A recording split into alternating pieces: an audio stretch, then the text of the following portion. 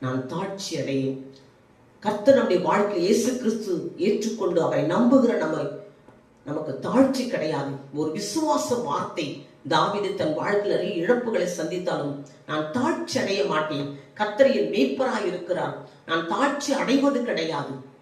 நிச்சயம் எனக்கு விடுதலை உண்டு. புல்லுள்ள இடங்களிலே என்னை மேய்ப்பார். அமர்ந்த தண்ணீர் அடியிலே என்னை கொண்டு போய் விடுவார்.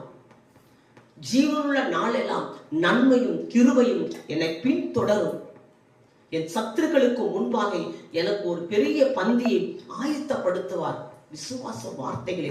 சத்துருக்களுக்கு முன்னாடி யார் நம்மை சத்துருவாக எண்ணினார்களோ, இவர்களுக்கு எதுவுமே கிடைக்க கூடாது, இவர்கள் குடும்பம் ஒன்றாய் சேரக்கூடாது என்று நினைத்து நமக்கு சாபமிட்ட மனிதர்கள் மத்தியிலே, நமக்கு எதா நடக்குமா என்று எதிர்பார்த்து கொண்டிருக்கிற மக்கள் மத்தியிலே வேதம் சொல்லுகிறது, என் சத்துருக்களுக்கு முன்பாக என் தலையை எண்ணெயால் அபிஷேகம் பண்ணுகிறார். கர்த்தருடைய பிள்ளைகளே, இயேசுவை தன் வாழ்க்கையை சொந்த இரட்சகராய் ஏற்றுக்கொள்ள போகிற ஒவ்வொரு மக்களுக்கும் நிச்சயமாக தேவன் அவரை நம்பினவர்களை அவர் கைவிட்டது கிடையாது. அவர் தேடி வந்தவர்களை அவர் புறம்பே தள்ளுவது கிடையாது. அவர் மேல நம்பிக்கை கொஞ்சம் பொறுமையோடு காத்திருக்க வேண்டும்.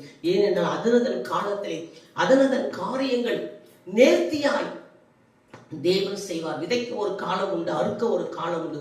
நிச்சயமாய் ஏற்ற நேரத்தில் எந்த காரியத்துக்காக நாம் எதிர்பார்த்து கொண்டிருக்கிறோமோ, எந்த காரியத்துக்காக ஏங்கு தவித்து இரவும் பகலும் செபித்துக் கொண்டிருக்கிறோமோ, நிச்சயமாய் அந்த காரியம் நமக்கு கைக்கூடி வரும். அது வரைக்கும் நாம் பொறுமையோடு நாம் காத்திருக்க வேண்டும்.